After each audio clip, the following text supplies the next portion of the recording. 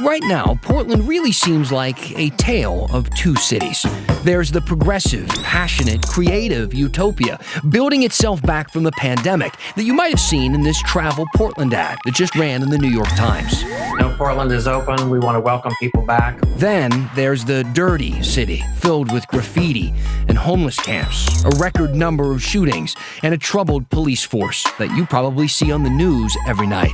We're dealing with rioting at a level and a sustained violence that we've never seen before. So before you pick a side, let's take a closer look at Portland's image as we explore some of the issues our city is going through. Here's the story. Let's just get right into it. Why not? Let's start with the heavy stuff. It's a Monday. We're ready to go to work. I'm Dan Haggerty. Thanks for being with us. This is The Story. Of course, all the things we talk about on this show come from you at home. So let us know what you're thinking. Tell us your opinions, what you want to see us cover, how you want to see us cover it, all the things at the bottom of your screen. Those are the ways to get a hold of us. Use that hashtag HeyDan on Twitter. Send us an email at thestory@kgw.com because there's a lot to discuss in this city. Okay? Portland has record crime. There's a homeless crisis that has never seemed more visible, I don't think. Businesses are still shuttered from some of the strictest COVID restrictions in the country. Trash and graffiti has been spreading at what seems to be like an uncontrollable rate. And still some people are thinking, you know what? I think it's time we have some guests. Let's send out the invites. Travel Portland spent some pretty big money to print full-page ads in the New York Times and some other major newspapers across the country. Text only. There it is. No pictures of mountains or bridges or Dame or unicycles. Nothing. Just text. The title at the top, "This is Portland," and it ends with, quote, "Come see for yourself." So it seems like Portland's tourism industry is wanting to give the city a little image reset after the reputation we've gotten over the past year. And Tim Gordon went out to talk to the people behind this ad and what they hope to get out of it. This is Portland, but so is this. And this. We're not sure what this is, but it's Portland, and it's across the street from this. It's a summer ad campaign from Travel Portland, a video showing how unique we are. The same script is laid out in big ads in the New York Times, the Los Angeles Times, and other major papers. Travel Portland's Jeff Miller says the message boils down to this. Portland is open. We want to welcome people back. We have a lot of fans, and we wanted to say, come see us. But look around Portland, and you know it's not that simple. Along with the pandemic, a homeless crisis has grown and gripped the city. There's so much of it up near Columbia Edgewater Golf Course that the LPGA's Cambia Portland Classic just announced it's moving to the Oregon Golf Club in West Lynn for this September's event. Tom Miletus says it was a tough decision, but health and safety concerns came first. There's be nothing more than I'd like to have our 50th at Columbia Edgewater. But the circumstances, getting the input, doing our due diligence, we just felt that at this point in time in making a decision, that's the decision we had to make. The city has had national and international exposure for persistent protesting, too. Many would say that's not bad, but the violence and damage done by a relatively small group of people and police clashing with them is not a good look for potential visitors. And a trend seen in other cities around the country, gun violence is way up and homicides are on the rise. There's a river that cuts through the middle of our town. This video doesn't show you that, but it does show there is so much to love about Portland. From our bridges to our food scene making a comeback, to the diversity of people and thinking, to the views. I think the message is that Portland is an amazing place, and people have talked a lot about us in the press and around the world, and we wanted to really put a stake in the ground on who we are as Portlanders. And I hope we did that. And oh yeah, Let's go in Portland! the Grand Prix of Portland is back on this September at Portland International Raceway. In fact, the race committed to the next 3 years. And Travel Portland predicts an acceleration of visitors here. Tim Gordon, KGW News. Now, the entire time I read that ad and watched that tourism video, I couldn't stop thinking about one thing. And everybody's different. This is just me. And this one thing has me feeling a little, let's say, less optimistic. Not really pessimistic, just a little less optimistic. Something that makes me wonder if the city's really ready to start inviting people over. And that thing is the Flanders Crossing. Do you know this bridge? People could not wait for this bridge to open. I mean, they waited years. It cost millions of dollars. It's been open for like 3 weeks. and already the sheen is worn off, or rather covered in spray paint. The ad in the New York Times reminded people that, quote, you can speak up here, and passion pushes the volume all the way up. But this isn't that. I mean, this isn't passion. This is ugly on something that's supposed to be awesome and respected. And look, we have a lot of visitors. I get a lot of, because I didn't grow up here. I get a lot of people who come to visit. I don't think anyone, at least none of the people I talk to, have this negative opinion of Portland because of the passionate thousands of people who marched peacefully in the streets for nights on end, as Tim mentioned in his package. The visitors who I have here never really bring that up at all. What they bring up is stuff like this. This is a picture that my wife took of our son on a playground in Washington Park. It says, kill cops and kill the adult in your head. I can't read some of the, I'm not on TV, some of the words I covered up at the bottom there, but it's discouraging. And the most childish thing on a playground filled with 4-year-olds. I want that ad in the New York Times to work. I do. I love the bit about the bridges, connecting the community. It's good writing and it works. And I love a good metaphor, but if the people in this city don't actually take care of those bridges and respect them, well, that's kind of a metaphor too. And with that, let's get to our big story. See, one of the many reasons Portland has such a bad rap right now is the historic level of gun violence on the streets. Now, Portland, like many other cities, is experiencing this increase in shootings and homicides. And we've heard from a lot of people at home, a lot of viewers of this show, asking us to do more, to do a deep dive, essentially, on what is happening in this city and what can be done. So we are dedicating tomorrow's entire episode to this issue of gun violence. I'm joined now with investigative reporters Kristen Severance and Kyle Laboshi. You're going to see both on tomorrow's show. And I want to start with you, Kristen. Who did you talk to as part of this piece, and what was your big takeaway? So, Dan, I talked to families. I talked to, families of victims, the people really left behind, the people really impacted when gun violence happened. I interviewed several people, including Cash Carter. His 16-year-old son, Jalen, was shot and killed in Portland. There were 4 teenagers at a park. All 4 of them were shot. Jalen was the only one who died. And as you can imagine, this family is just devastated. Time is not something that really helps them. They feel this loss every day. And something that, Mr. Carter said to me, he said, there's a saying, it takes a village to raise a child. And when something like this happens, it, forces the village, or it forces the family, the community, to really analyze itself and think, where did we go wrong? Where did I go wrong as a father and the other members of the family? Where did I go wrong as a grandparent or an aunt, an uncle, a friend? Mm-hmm. And, that just really stuck with me because there are so many shootings happening. And so this is really happening, all across the community as these different family members can deal with this tragedy. So what is the village to do? What are the solutions? Mm-hmm. Kyle Laboshi, let's bring you in because that was part of your focus. Who did you sit down with to talk about solutions to all this? Yeah, I spent a lot of time listening to those on the front lines, those who work with those closest to gun violence. And one common theme that I heard was the solution is not throwing a bunch of money at police and saying, hey, you fix this problem. Instead, the solution needs to come from the community. We need to invest in those with similar backgrounds or shared experience who can really influence the young people and the choices that they're making. Also, hope and opportunity. Give them that hope, that opportunity. That could be as simple as fixing up a park that's been forgotten about for some time. Or it could also be mentorship, job training, or actually a job for some of the people.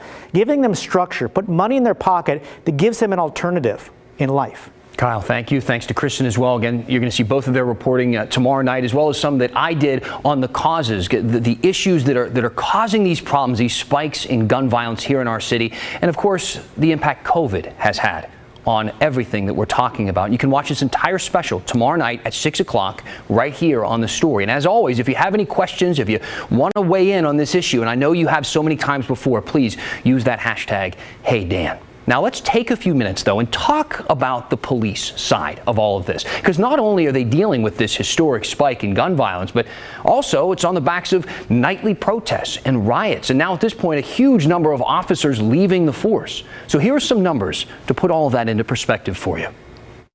As gun violence surges across the city of Portland, the agency tasked with investigating those crimes faces a staffing crisis. Since July 2020, the Portland Police Bureau has lost 129 sworn members. 75 retired and 54 resigned. That includes officers, detectives, and command staff. To put that into perspective, the year before saw 6 retirements and 4 resignations. And the year before that, there were 45 retirements and 9 resignations. Today, the Bureau has about 550 officers, 54 of whom are still in training. Police say it's the lowest number in more than 25 years. And due to budget cuts, about 100 sworn positions remain unfilled. The Bureau says it's only hired 8 officers since last July. This shortage comes as civil unrest continues on a near weekly basis, meaning limited resources have been stretched even thinner. Take a look at this graph. It shows the amount of overtime hours worked each month. See that spike? That's last June, the height of Portland's protests, a month when police staff worked over 85,000 hours of overtime. Officers averaged almost 1,800 hours of overtime a day. It also happens to be the month shootings in the city started to increase. And with that, I want to bring in NBC News reporter Gabe Gutierrez. Gabe, thank you so much for being with us, first of all. Secondly, recently you spent some time here in our city, in Portland, talking about morale of officers. Now, we have been mentioning several times on this show how a lot of big cities in the country have been suffering the same types of things when it comes to policing and what we're seeing in our communities with a rise in violent crimes, things like that. So why specifically did you come to this city to help tell that story? Yeah, Dan, thank you so much for having me. And yes, we came to Portland because, we were looking at police departments across the country, and it's no secret that morale is down. In fact, according to one recent survey, it's having profound effects on these departments. 45% increase in retirements when compared to the previous year, 18% increase in resignations, and in Portland, the issue is especially pronounced. As you know, you've had more than 100 officers, about 115 officers, either resign or retire since July of last year. And so with that in mind, we wanted to come to the city and speak with a few of the officers. We spoke with actually the executive director of your police union, Daryl Turner, who I'm sure you know, and we put to him that question, why, how morale was in that city. Take a listen. Morale is as bad as it's ever been before. We're dealing with rioting at a level and a sustained violence that we've never seen before. We're looking at violence in our city, gun violence in our city like we've never seen before.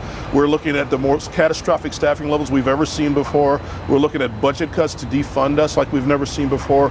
All those things play into the morale of a police officer coming to work every day, trying to do your job, trying to do it right with all these roadblocks in your way. I'm wondering, in your reporting, what do you think the impact is going to be long term, not just to deal with the issues that we're hoping to deal with now, but in the future, attracting the right people to that profession?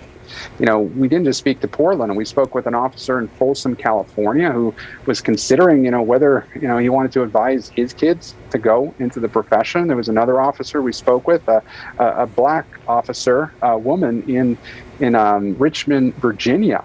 And she was trying to mend relationships within the community because last year's protests for her were extremely personal. And so it is a huge issue that some of these departments are facing, not just with pay and benefits, but now also the question surrounding, do young people want to go into this profession? Many of these officers across the country have felt, they feel that they were unfairly targeted and essentially painted with a broad brush. And, they were seen as the problem when they say that, officers like Derek Chauvin in Minneapolis are the problem. So they feel as if they were painted with a broad brush. So yes, that is the issue of recruitment is something that we also took a look at, and something that very many police officers are dealing with right now, not just in Portland, but across the country. Gabe Gutierrez with NBC News. Thank you for your time. We'll keep a lookout for your work on NBC. What does it take to actually protect your home from a wildfire? Well, let's ask a woman who owns the only home that didn't burn down in her neighborhood last year. Metal roofs were a no-brainer because metal doesn't typically burn. We have fiberboard cement siding, so it doesn't burn. And even though the Oregon Legislature kicked out former State Rep Mike Neerman, that doesn't mean they're quite done with him, because now there's a new bill to try and prevent him from coming back. when the story continues.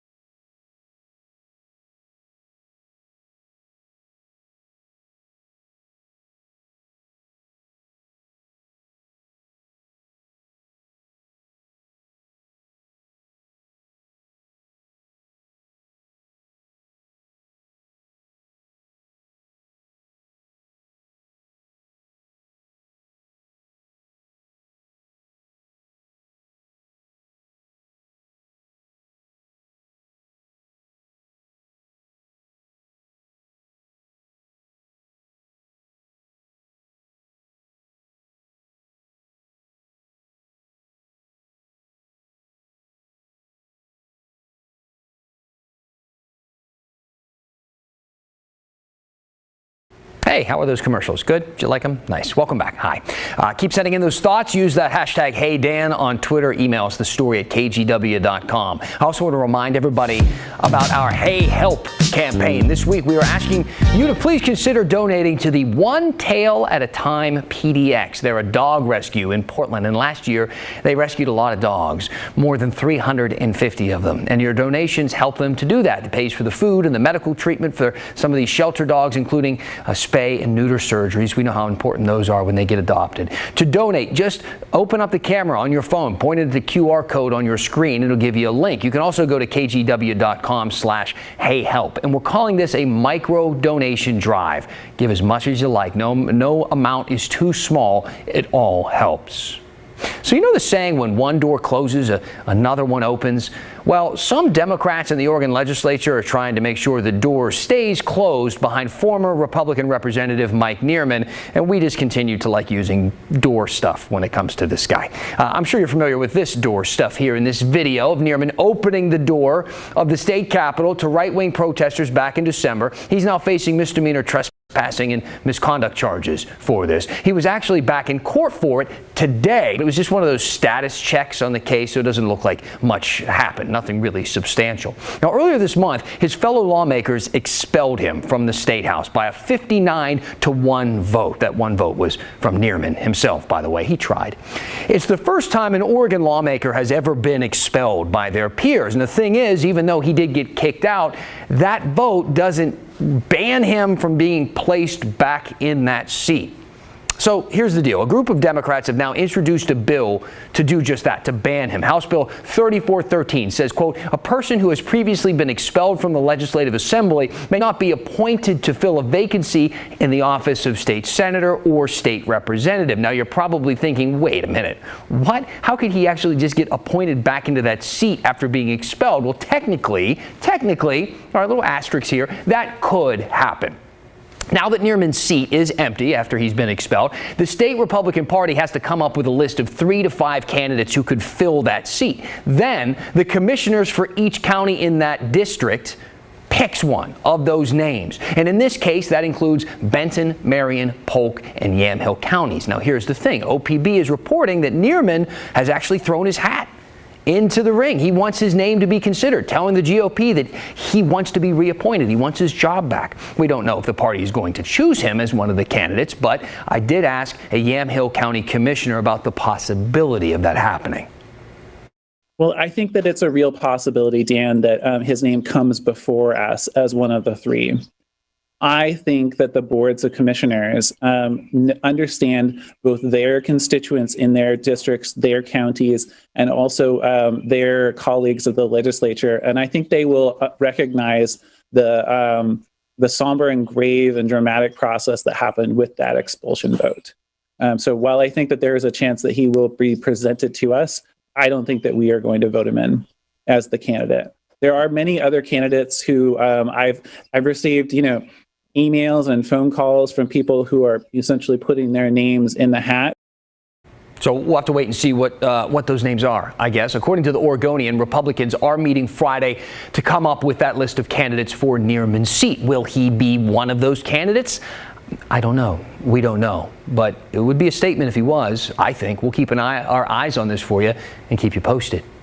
All right. Now, we usually when we talk about Republicans, like we just did, we like to call it the elephant in the room. That's kind of a little thing, the phrase we use. But I want to talk about the other elephant in the state right now, okay, which is something that's kind of looming over all of us, and that's fire season. It is here. Multiple fires are burning across Oregon right now. You might actually have seen the smoke today, or maybe you're one of those unlucky few who have already been asked to evacuate your home. So right now is, I think, a good time as any to talk about protecting your property, the property that people often have to leave behind in those scary situations. Christine Pitawanich spoke to a woman whose home is one of the only ones in her neighborhood in Lyons still standing, even after those massive wildfires swept through last year.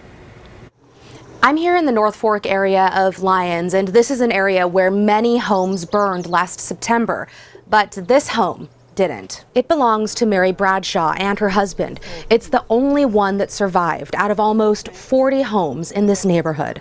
We couldn't see those houses from here. If you look out beyond Mary Bradshaw's property, it's hard to believe. There used to be 37 homes around her, all surrounded by trees. Last Labor Day weekend, she, her husband, and their neighbors left under evacuation orders. The sky turned orange, and we looked at each other and said, we need to go. When they came back, every house around them had burned. We felt pretty guilty because our place was still standing. But they also felt grateful for the decisions they'd made so many years ago. When we built 10 years ago, we knew we were building in a forest. Metal roofs were a no-brainer because metal doesn't typically burn. We have fiberboard cement siding, so it doesn't burn. The porch is all cement, and around the foundation we have stones. And the closest trees were 30 to 40 feet away from the home. Nothing is near the house, nothing is overhanging the house, so it would be really hard for something to fall on the rocks next to the house and cause it to catch fire. Up Highway 22 in Gates, the Petersons are in the middle of rebuilding their home that burned down. Working on the fireplace. They're building with fire in mind, from the siding this is made out of cement to the cement patio. I'm no fire marshal, but I think that would, anytime cement should hold up better, compared to wood and all that. Fire-resistant material can be more expensive, but there are also less costly options. It can be as simple as, making sure you're clearing out your gutters. The big concern? Small embers that can travel and catch stuff on fire. Simple things to think about include keeping grass cut and vegetation or anything flammable like lawn furniture away from the home. Also, consider not using bark or wood chips. It's actually the little stuff around the home that is the bigger threat. It's always about lowering risk. You're never going to be 100% fireproof. Back at the Bradshaws, Mary says building with fire-resistant materials was more expensive, but to her, it was worth it. Christine Pitawanich, KGW News. Now, parts of southern Oregon, like Medford, actually require some new homes to be built with these fire-resistant materials, like you saw in Christine's story. There was a push last year to make that a statewide requirement, but that was removed from wildfire legislation that passed last year. According to Street Roots, that was because of a deal Governor Kate Brown made with the Oregon Home Builders Association. More wildfire bills are still up for a vote this year, but we couldn't find any with any mandatory fire-resistant building requirements. All right, let's count some vaccines. Why not? We're still looking to open up fully, aren't we? We need to get to 70%. I was going to say 40%, but that's not the case. It's 70%. And according to the CDC, 2.43 million Oregonians have gotten at least their first dose, and that works out to be 68.7% of the adult population in the state of Oregon. The governor, again, saying we hit 70% of that population, the state can fully reopen. What does that mean? About 44,000 plus people still need to get vaccinated in that adult group in Oregon for us to hit that milestone. Now, in Washington, the state is reporting 4.16 million people with at least their first dose. That's 67.8% of the state's 16 and older population. They're not going 18 and up, they're going 16 and up. That's the metric that Washington is using. They're also aiming for that 70% mark of that group, but the governor says they're going to reopen at the end of the month, no matter what. All right, keep sending us your questions and your comments. Use that hashtag #HeyDan. I'm going to address a few of them when we finish the story right after this.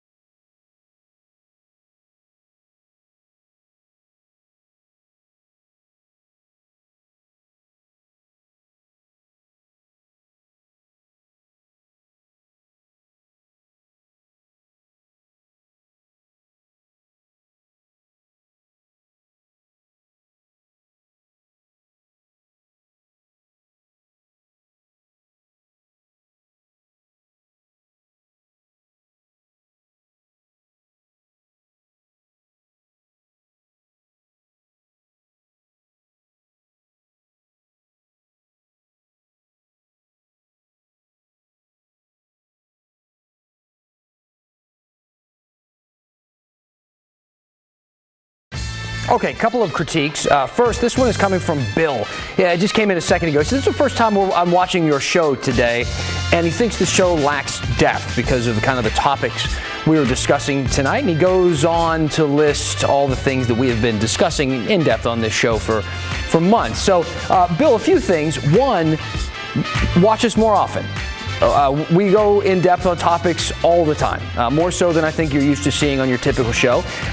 Thank you for the feedback. Keep that coming. Also, tomorrow at 6 o'clock, we are dedicating an entire show in depth into gun violence and the spikes in gun violence we have in this community. So please, I like the critique. Thank you for emailing. Thank you for watching tonight. Keep watching us and let me know if you feel the same way after a couple more episodes. Lastly, Dan wrote in and said, I wouldn't advertise the fact that you're not from here. It takes away from your credibility.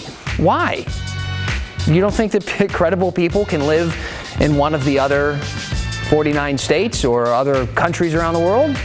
See, when I move from city to city, all these different places, I meet different people, become part of a different kind of culture in these different parts of the country, and it enriches me because it's not something that I could have found otherwise. And I think that when you meet people and you get perspectives from outside of the one that you're used to having, it can help. Of course I would say that, being an outsider. Thanks for being with us tonight. Appreciate it. Keep watching the story. We'll see you back here tomorrow for the Gun Violence Special.